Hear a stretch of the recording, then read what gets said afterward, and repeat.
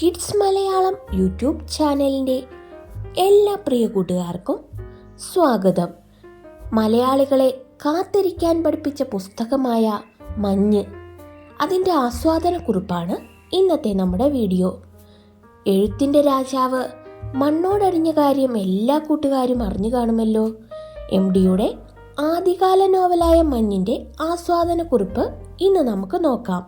MDയുടെ ജീവചരിത്രക്കുറിപ്പ് മുൻപ് അപ്ലോഡ് ചെയ്തിട്ടുണ്ടായിരുന്നു. കാണാത്തവർ അതുകൂടി ഒന്ന് കണ്ടു നോക്കുക, നിങ്ങൾക്ക് തീർച്ചയായും ഉപകാരപ്പെടും. അപ്പോൾ നമുക്ക് വീഡിയോയിലേക്ക് പോവാം. ഓരോ മലയാളിയും തൻ്റെ കാത്തിരിപ്പുകൾക്ക് സൗന്ദര്യം കണ്ടെത്തിയ കൃതിയാണ് മഞ്ഞ്. അത് അവനെ കാത്തിരിക്കാൻ പഠിപ്പിച്ചു.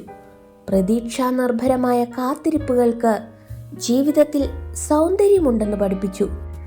നിരാശതകളിൽ മനസ്സുമടുക്കാതെ കാത്തിരിക്കാൻ പഠിക്കേണ്ടതുണ്ടെന്ന് അവനെ ഓർമ്മിപ്പിച്ചു. അങ്ങനെ ഓരോ മലയാളിയുടെയും കാത്തിരിപ്പിൻ്റെ പുസ്തകമായി മഞ്ഞ് മാറി. 9 വർഷത്തെ കാത്തിരിപ്പാണ് വിമലയുടേത്. എവിടേക്കോ പോയി മറഞ്ഞിരിക്കുന്ന സുധീർ കുമാർ മിശ്രയ്ക്ക് വേണ്ടിയാണ് വിമല കാത്തിരിക്കുന്നത്.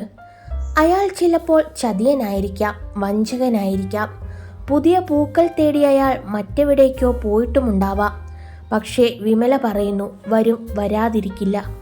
അതാണ് കാത്തിരിപ്പ്, അതാണ് സ്നേഹം, അതാണ് വിശ്വാസം. കേവലം 80 പേജുകൾക്കുള്ളിൽ തൻ്റെ മാന്ത്രിക രചന കൊണ്ട് വായനക്കാരുടെ മനസ്സിൽ മയങ്ങാൻ കഴിയുന്ന ഒരേ ഒരു എഴുത്തുകാരൻ MD. ഒരു ഹിൽ സ്റ്റേഷൻ്റെ പശ്ചാത്തലത്തിൽ ഒരുക്കുന്ന ഈ നോവൽ വേർപിരിയലിൻ്റെയും പ്രിയപ്പെട്ടവരുടെ കാത്തിരിപ്പിൻ്റെയും സങ്കീർണതകൾ അന്വേഷിക്കുന്നു. മഞ്ഞു നിറഞ്ഞ ഹിമാലയൻ കൊടുമുടികളും വേനൽക്കാലത്ത് വിനോദസഞ്ചാരികൾ സന്ദർശിക്കുന്ന മനോഹരമായ തടാകവുമുള്ള പർവ്വതങ്ങൾക്ക് സമീപമുള്ള ഒരു സ്ഥലത്താണ് മുഴുവൻ കഥയും നടക്കുന്നത്. ഈ മനോഹരമായ പട്ടണത്തിലെ ഒരു സ്കൂളിലാണ് വിമല ജോലി ചെയ്യുന്നത്. എല്ലാ വിദ്യാർത്ഥികളും ജീവനക്കാരും വേനൽ അവധിയുടെ തുടക്കത്തിൽ സ്കൂൾ വിടുന്നുണ്ടെങ്കിലും വിമല അവിടെ തന്നെ നിൽക്കുന്നു. അവധിക്കെപ്പോഴാ നാട്ടിൽ പോകുന്നത് ആളുകൾ ചോദിച്ചാൽ നാളെ എന്ന് പറയും. ചിന്തകൾ, സ്വപ്നങ്ങൾ, ഓർമ്മകൾ, വികാരങ്ങൾ എന്നിവയുടെ ശാന്തമായ ഒഴുക്കിനെ തടസ്സപ്പെടുത്താൻ ഉപരിതലത്തിലേക്ക് ഉയരാത്ത ഒരു നിശബ്ദമായ അന്തർധാരയായി നിലകൊള്ളുന്നതിനാൽ കഥയിലുടനീളം അത്തരം ഘടകങ്ങൾ പ്രബലമായിട്ടും ഒരു തരത്തിലുള്ള അസ്വസ്ഥതയോ പ്രക്ഷുബ്ധതയോ ആഖ്യാനത്തിൻ്റെ സുഗമത്തെ അസ്വസ്ഥമാക്കുന്നില്ല. തീവ്രമായ പ്രക്ഷുബ്ധതയിലേക്കും സംഘർഷത്തിലേക്കും നയിച്ചേക്കാവുന്ന മതിയായ ഘടകങ്ങൾ ഇതിവൃത്തത്തിലുണ്ട്. കിടപ്പിലായ വിമലയുടെ പിതാവ് കുട്ടികൾക്ക് സ്നേഹമോ അടുപ്പമോ തോന്നാത്ത ഒരു കർക്കശക്കാരനും ഭയപ്പെടുത്തുന്നവനുമായിരുന്നു. അവളുടെ അമ്മ രഹസ്യമായി അടുത്തുള്ള ആളുമായി കൂടിക്കാഴ്ചയിൽ മുഴുകിയിരിക്കുന്നു. അവളുടെ സഹോദരൻ മയക്കുമരുന്നിനും ചൂതാട്ടത്തിനും അടിമയാണ്. അവളുടെ ഇളയ സഹോദരി ഒരു ആൺകുട്ടിയെ പിന്തുടരുന്നു.